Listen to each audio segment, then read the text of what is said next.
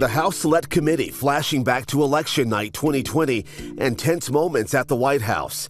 Then President Trump on track to lose. Members of his campaign recalling in taped depositions, urging Trump to hold off on declaring victory. It was far too early to be making any calls like that. Ballots were still being counted. Ballots were still going to be counted for days. Trump's former Fox News election expert who called Arizona for Biden in 2020 testified that Trump simply didn't have the votes. What were the chances of President Trump winning the election? None. In a long and winding 12-page statement, former President Trump responded to the hearings, calling the committee a kangaroo court and accusing Democrats of putting on a smoke and mirror show to distract from other issues like inflation and gas prices.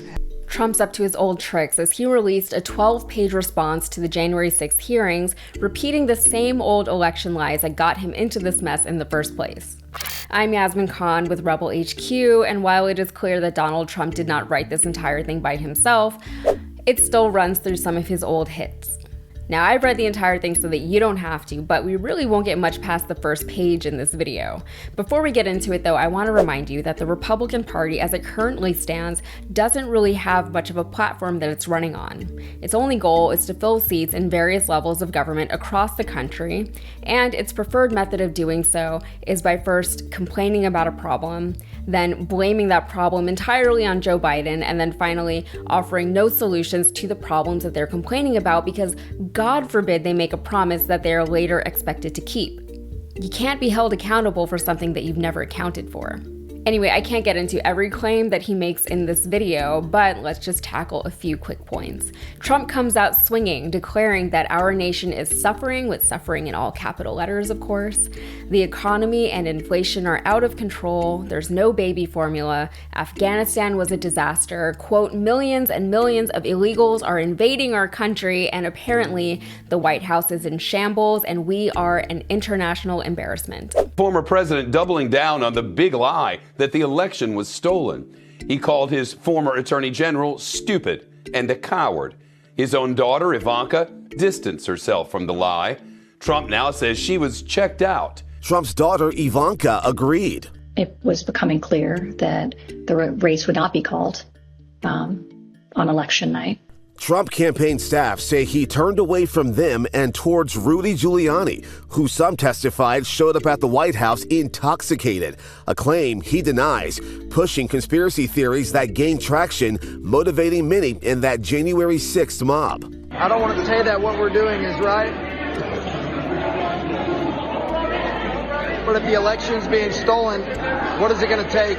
Now, Trump makes a lot of bold claims without backing up any of them, specifically those last 2 points that I mentioned. He attempts to pin all of the aforementioned squarely on the Democrats' head, including the fact that the entire planet was flung into a pandemic that affected the global economy and the international supply chains prior to Biden being elected. Biden and the Democrats get a lot of flack these days for being too reactive to problems rather than proactive against potential problems, but there's only so much that somebody can do against problems that were in place long before that someone was put in charge. For instance, I don't know how Biden was expected to foresee a baby formula recall. Now, each of these topics that we're going to go over honestly could be their own video, but let's start with Afghanistan. And let's not forget Trump's role in the Afghanistan disaster, as he put it. He pushed for the removal of American troops from Afghanistan while he was president, brokering the deal with the Taliban at Camp David during his term as president. Trump set the withdrawal date that Biden inherited. Getting out of Afghanistan was always going to be a nightmare, which is probably why no president was willing or able to do so for 20 years. Let's also not forget that it was a Republican president who stuck us there in the first place 20 years ago. But inconveniently for Trump, he publicly bragged that he had already started the removal process prior to him leaving office, and that the incoming administration would be unable to stop it. He also deleted statements from his own website where he advocated for the withdrawal. Next, the baby formula shortage is the result of several market factors such as supply chain disruptions that ran over from the peak of the pandemic when Trump was still president. Also, there's the fact that 90% of the baby formula industry is controlled by just 4 monopolistic corporations, so when one of those companies suffers a setback like the Abbott recall, babies across the nation are made to suffer. The mothers were told by GOP leaders to just breastfeed if they can't find formula, as if that's even remotely how the female body, let alone the American economy, works. We don't give our mothers paid maternity leave, but now the GOP expects them to breastfeed at work. It makes no sense. It's entirely untenable. Years of unchecked corporate greed got us to this point, not a year and a half of Joe Biden. Now, the immigration thing, I looked it up and I really could only find it being reported on in Fox News or other very right-wing outlets like the Daily Caller and the Federalist. The other day, there was a Republican woman I was talking to, and she was talking about migrants in Texas, but I don't really know what point she was trying to make, so I kind of just stopped listening. But recently, a local newspaper in Arizona had to debunk claims that illegal immigrants were being bussed over to its town. It's not true. Dr. Oz just came under scrutiny for coming out hard against illegal immigration as part of his Senate campaign, but allegations of his wife's family business hiring swaths of illegal immigrants are resurfacing. Technically, though, Dr. Oz wasn't involved in those hirings, but he is a shareholder in the company. And while millions and millions of illegals might be a stretch, Trump is tapping into a common GOP fear of others. California has actually reported a decline in immigrants, but the decline was largely attributable to factors surrounding the pandemic, and immigration levels are expected to eventually rebound to previous levels. That said, Biden has advocated for stronger measures to be taken against illegal immigration, including making a $65 million investment in the USDA to support American farmers, issuing thousands of non-agricultural seasonal worker visas to Central Americans and Haitians, a commitment to resettle thousands of refugees from the Americas and Haiti, and support for the Haitian and Cuban family reunification parole programs. We're still in his opening statement, by the way, but Trump goes on to mention a 30-year-old quote and attribute it to today's Democratic Party. He says, quote, "A certain Democrat once said, 'It's the economy, stupid,' while Democrats now seem to think that Americans are stupid," end quote. James Carville said that back in 1992, literally 30 years ago. But whatever, Americans probably are stupid. Our most educated citizens are riddled with debt and can't find high-paying jobs, and Republicans want to keep defunding our public education system, even advocating for homeschooling over enrollment in public schools. American students consistently score lower in math and science than students in other developed nations, and we're back to burning and banning books over here. Our general public is prone to believing conspiracy theories now, and we can't decide whether to put our faith in a 2,000-year-old book or actual science.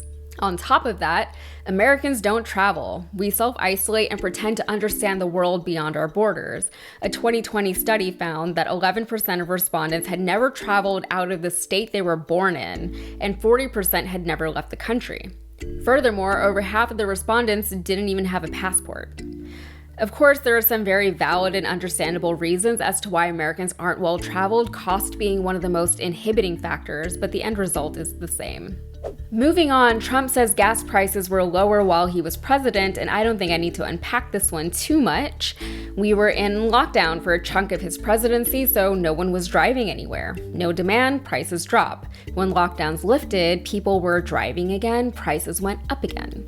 Then Russia decided to invade Ukraine, which affected gas prices across the globe, and then oil and gas corporations decided to price gouge Americans and blame the price hikes on Joe Biden.